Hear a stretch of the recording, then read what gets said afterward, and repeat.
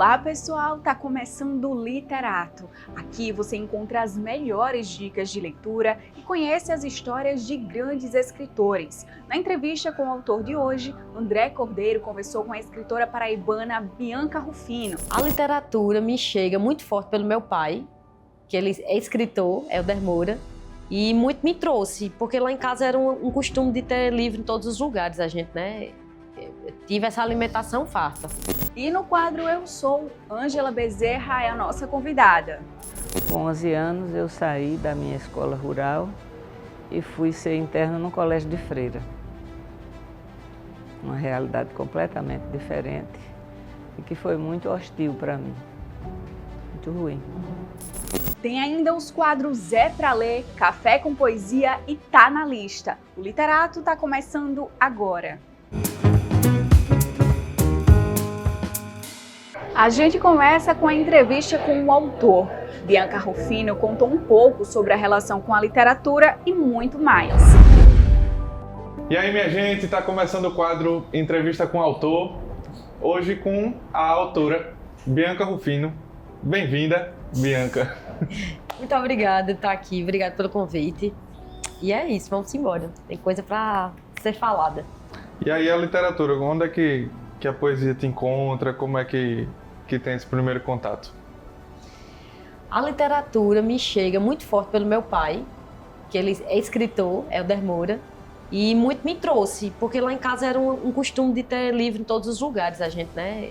Eu tive essa alimentação farta. E aí também tive muita vontade de aprender, tive muita vontade de me expressar por ela, porque eu era muito calada, né? Muito tímida e tal. E aí a literatura foi a forma que eu encontrei de me comunicar com o mundo. Era por poesia, então desde criança eu escrevo poesias, textos, ganhava uns concursos na escola. E aí era a minha forma de me comunicar mesmo, até hoje. Sim. Aí você vem publicando, né? Desde fanzine, né? Isso. E tem Zingra. Conta um pouquinho de como foi o começo da publicação, né? De sair da performance para publicar.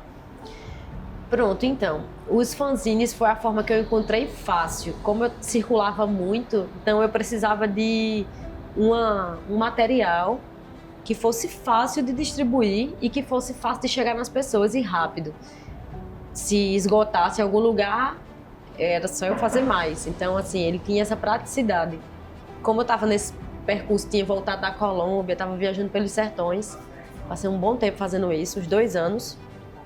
Então eu disse, vou fazer fanzine, que ele é fácil, então quando eu se esgotar eu vou fazer mais. E aí nessa brincadeira eu fiz 17 tipos, um monte assim, eram coloridos, com tipografias, com colagens. Aí depois eu disse, não, vou agora fazer algo mais durável. Aí veio meu primeiro livro publicado, né, que é Zingra. Sim, fala um pouquinho. E agora é esse. E agora vem Entre, né? Tá sendo lançado, foi lançado agora em setembro. E como é o processo de Entre? Entre eu quis juntar todas as minhas expressões, todas as minhas formas de expressão. Então aqui eu trouxe a poesia, mas eu trouxe poesia visual, poesia concreta, trouxe minha poesia de prosa, que eu gosto mais, né, que a galera conhece mais. Trouxe gravuras do meu corpo, trouxe imagens, trouxe toda assim, tipo, as minhas formas de me expressar, eu tentei trazer. Tem músicas Sim. Aí também. Então, assim, quis trazer tudo isso de onde eu trabalho.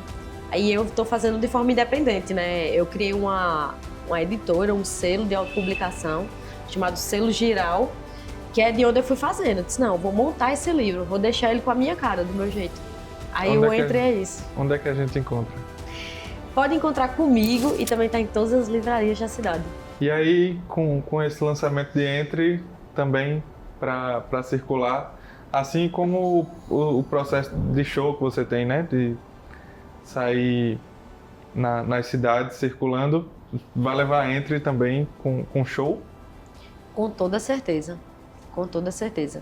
Por agora, a proposta que eu tô levando para o mundo é um lançamento diferente, né? Um lançamento com show, onde eu vou cantar, vou tocar, vou declamar as poesias, tudo junto. Um lançamento assim, porque Eu não me enquadrava muito nos outros lançamentos, não. Eu fico muito ansiosa a forma como acontece. Porque é mais, né? É o foco na literatura. E como eu não tenho, embora eu goste da profundidade, eu gosto muito da superfície. Sim. Gosto de transitar entre várias modalidades. Então, embora eu ame a literatura, eu amo a música igualmente.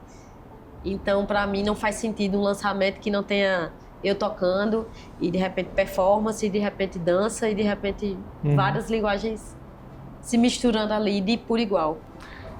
Bianca, eu quero agora que a gente encerre com chave de ouro, que você fique livre para mandar um recado para quem está ali assistindo. Sobre o mundo, sobre qualquer coisa que você quiser falar. Se eu fosse dizer ao mundo um recado, e dizendo agora, né, nessa oportunidade, eu digo que cada pessoa busque realização, acender sua própria vela, porque é muito bom quando a gente consegue se existir e realizar os feitos que a gente tem na nossa cabeça.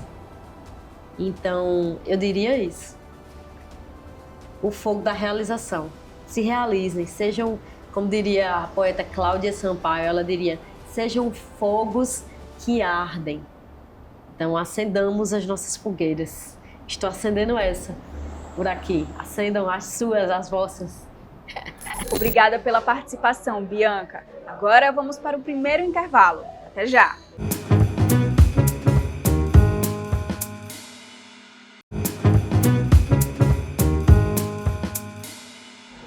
Voltamos e a hora do nosso quadro é para ler. Olá, sou Daniel Dantas, da Livraria do Luiz, e a minha dica de leitura é Ex-Ficção, do Guimarães Rosa Sagarana, e esse romance Maru de Andrade em Macunaíma. Um tchau e até a próxima. Ótimas dicas! E o quadro Eu Sou de hoje recebe a escritora Ângela Bezerra. Vamos assistir! Ângela é uma pessoa muito afirmativa, muito livre, muito forte, porque eu tive uma criação privilegiada. Eu fui criada por avós, e os avós geralmente se dizem bajuladores, não é? Que mimam muito, mas os meus avós eram pessoas muito especiais. Sonhavam para mim um futuro que eu tive. Só sonhavam que eu estudasse, que eu escrevesse, que eu vencesse. Inclusive eu guardo profundamente o conselho do meu avô, o mais importante, que nenhum livro me trouxe até hoje, mas foi ele que me deu esse norte. Disse, minha filha, quando você tiver razão, nunca você baixe sua cabeça para ninguém. Quando você tiver razão, erga a cabeça. Eu levo isso à risca na minha vida. Eu venho do interior, de Araruna, de uma fazenda chamada Confusão. Fui criada lá, até os 11 anos.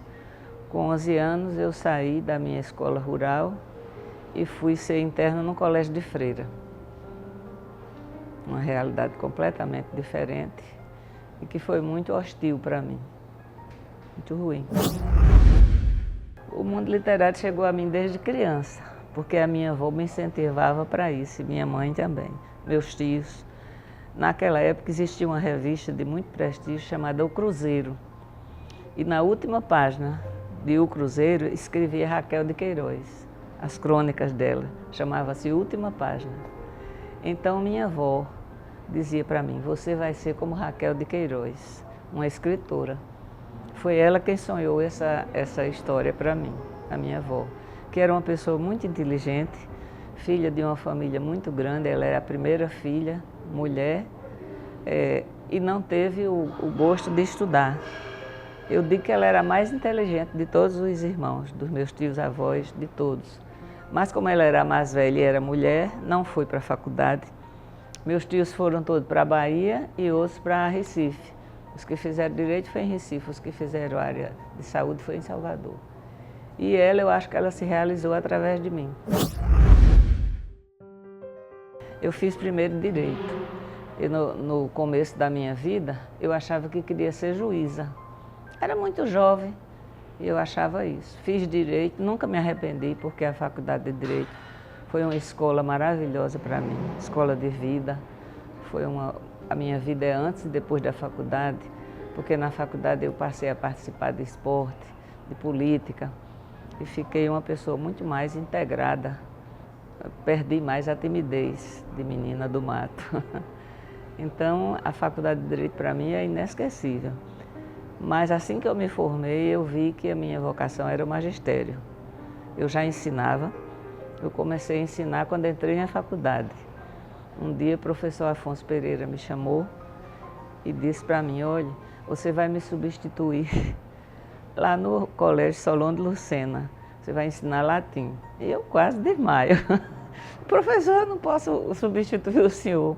Mas naquele tempo, quando a gente entrava na faculdade de Direito, já tinha 7 anos de latim, do ginásio e do clássico. Eu disse, não, minha filha, é o latim do comecinho que você estudou lá atrás, você vai sim. Aí eu comecei assim, ensinando latim. E nunca mais deixei de ensinar. Um ponto no infinito contínuo é o título do meu discurso de posse na Academia Paraibana de Letras. Foi no ano de 99, você já me disse o ano em que nasceu. Então eu entrei na academia numa disputa muito forte. Eu me candidatei, o professor Loureiro também, e eu fui vencedora. Eu fui a primeira mulher a presidir a API, APL, aliás. Depois, né? Primeiro eu fiz um nome lá dentro da academia, porque até então era Elizabeth Marinheiro, que tinha sido a primeira mulher e a pessoa que escrevia, que era professora, minha colega de universidade também. Então eu passei também a essa militância literária, escrever sobre os autores paraibanos, a frequentar muito a imprensa. No ano do centenário de Zé Américo, eu sempre li A Bagaceira diferente da crítica. Ela tinha 60 anos de crítica quando eu escrevi a releitura, e ela lida como um romance da seca. Eu sempre achei que ela não era um romance da seca, que ela era um romance da exaltação do Nordeste, particularmente do Brejo. Porque a Bagaceira trabalha com duas realidades.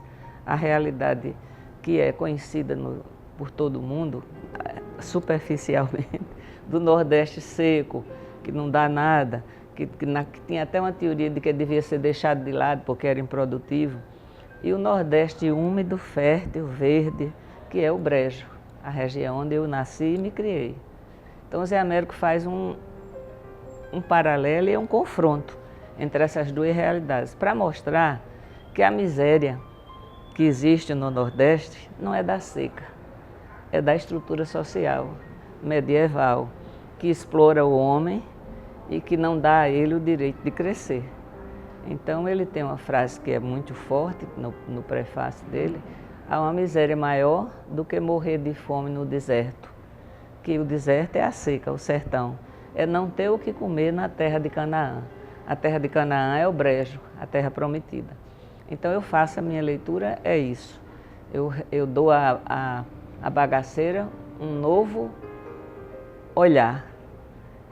E fiquei muito feliz com isso, porque eu ganhei o prêmio da Livraria José Olímpio. E a primeira publicação do meu livro é pela José Olímpio. A segunda é que é por aqui. Olha, completar 82 anos é um privilégio. É um privilégio e é também uma comprovação de força, de resistência. Sobretudo quando você completa 82, como eu vou completar, sem abrir mão dos seus sonhos, dos seus ideais, do seu papel na sociedade. Eu não abri mão até agora de nada e quero viver assim até o fim. Peço muito a Deus que nunca me deixe inútil, porque para mim o mais importante que você pode dizer na vida é aquilo que Saint-Exupéry me ensinou. Quem sou eu se não participo? Obrigada por compartilhar um pouco da sua história com a gente, Ângela. Agora, mais uma pausa. Fica por aí que ainda tem o Café com Poesia e o quadro Tá na Lista. É daqui a pouco.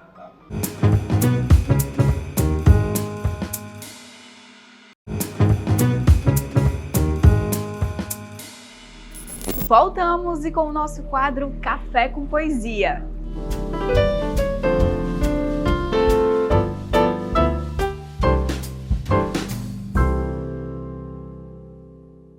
Nas linhas externas do tempo eu me perdi e gasto a minha existência procurando nas estrelas faíscas do passado. Às vezes, penso que eu sou a única memória concreta que ainda me resta. Mas, mesmo assim, não sei o que eu sou, fui ou serei. Ando acompanhada de dúvidas e incertezas, como se o universo não soubesse me marcar. Então me deixa vagar pelo obscuro eterno. Mas a história eu não conto e nem a escrevo. O tempo, com suas táticas impecáveis, me deixa estática. Mais uma peça sistemática na sua ideia trágica de um mundo normal. Sofro com a noção que essa é a única forma racional que eu sei pensar, ameaçada pela ideia de que um dia tudo isso vai acabar. Mas não é uma morte se nunca existiu e não é uma vida se nunca começar. Meu nome é Ana Beatriz Pina, eu tenho 16 anos. Eu gosto muito de arte, né? Eu acho que é na família. Minha mãe, ela era uma atriz, ela fez teatro, ela fez dança, ela fez um monte de coisa. E eu cresci com essa pegação pela arte, né? Essa conexão. Aí, quando eu soube que tinha uma escola que tinha teatro, eu disse, nossa, eu tenho que entrar. Aí eu fui pro PPS, cheguei lá em Flavinho, o que eu faço para entrar no teatro? Aí ele disse que era para eu ir lá, ver as apresentações, os ensaios. Aí depois do primeiro ensaio eu fiquei. A poesia, para mim, é mais do que só escrever palavras, é um sentimento, é uma memória, é uma coisa que chega mais profundo na sua alma.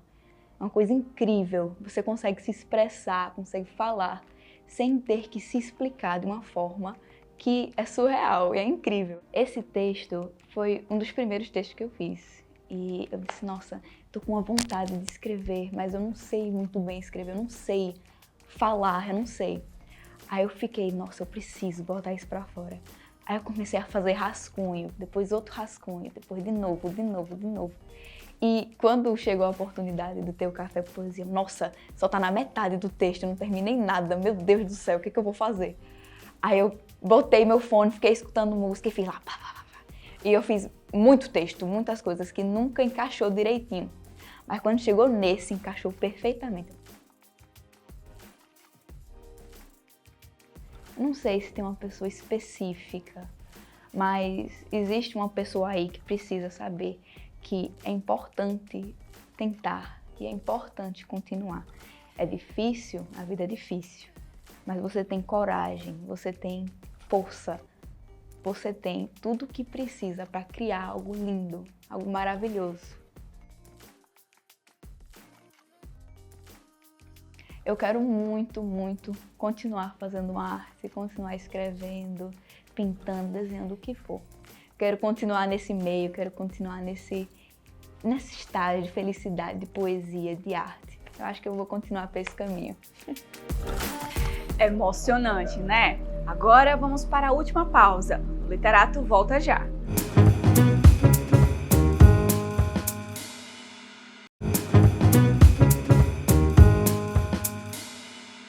O último bloco do Literato e Priscila Marques chega com as dicas no quadro Tá na Lista. Oi, Pri! Oi, Lili! Oi, pessoal!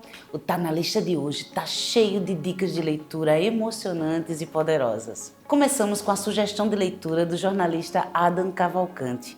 Ele indicou a obra Gostaria que Você Estivesse Aqui, de 2021, escrita por Fernando Scheller. Gostaria que Você Estivesse Aqui é um romance que trata da perda da inocência e da necessidade de entregar-se ao mundo por inteiro. Confere aí. Oi, galera do Tá na Lista. O meu nome é Ada Cavalcante, eu faço parte do Oi Clubinho. Estou aqui passando hoje para dar minha indicação de livro para vocês. A minha indicação é essa aqui, Gostaria que Você Estivesse Aqui, do Fernando Scheller. Ele é um livro muito bom, que ele é um tempo. Ele se passa no Rio de Janeiro, na década de 80, e traz 5 protagonistas, que é a Baby, o César, o Inácio, o Rosalvo e a Selma, que em algum momento da história eles vão se entrelaçar, seja romanticamente, seja devido à família, seja devido a alguma tragédia que vai ocorrer.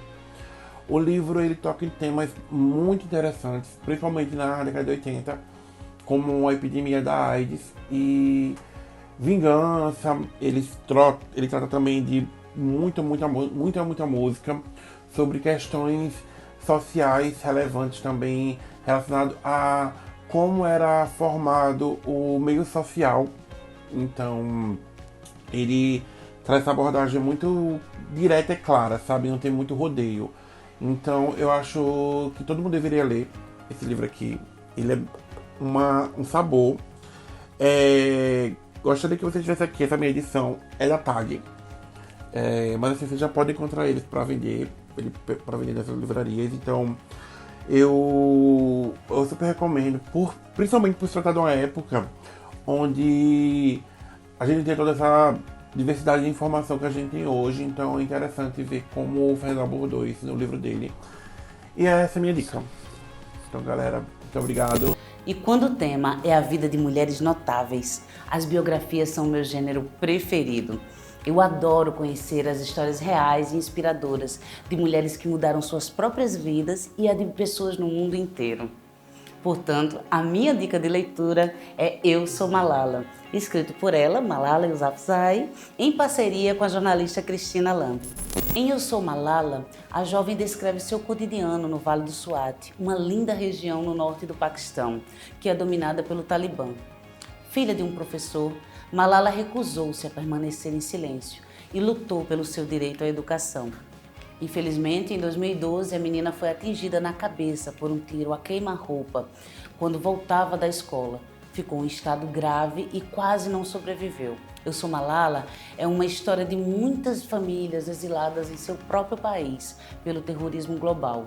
É a história também da luta pelo direito à educação feminina e dos obstáculos à valorização das mulheres em uma sociedade que valoriza exclusivamente os filhos homens. O livro acompanha a infância da garota no Paquistão, os primeiros anos de vida escolar, as dificuldades da vida numa região marcada pela desigualdade social e também as belezas do deserto, além das trevas da vida sob o Talibã. Escrito em parceria com a jornalista britânica Cristina Lamb, este livro é uma janela para a singularidade poderosa de uma menina cheia de brio e talento, mas também para um universo religioso e cultural cheio de interdições e particularidades, muitas vezes incompreendido por nós do Ocidente. Sentar numa cadeira e ler meus livros rodeada pelos meus amigos é um direito meu. Esse é um dos muitos trechos emocionantes na obra. A história de Malala renova a crença na capacidade de uma única pessoa inspirar e mudar o mundo. Esse foi o nosso Tá Na Lista. Até a próxima! Adorei as dicas, obrigada Priscila. O Literato vai ficando por aqui. Para rever o programa de hoje é só acessar o nosso canal no YouTube TV Cidade João Pessoa. Até semana que vem. Tchau!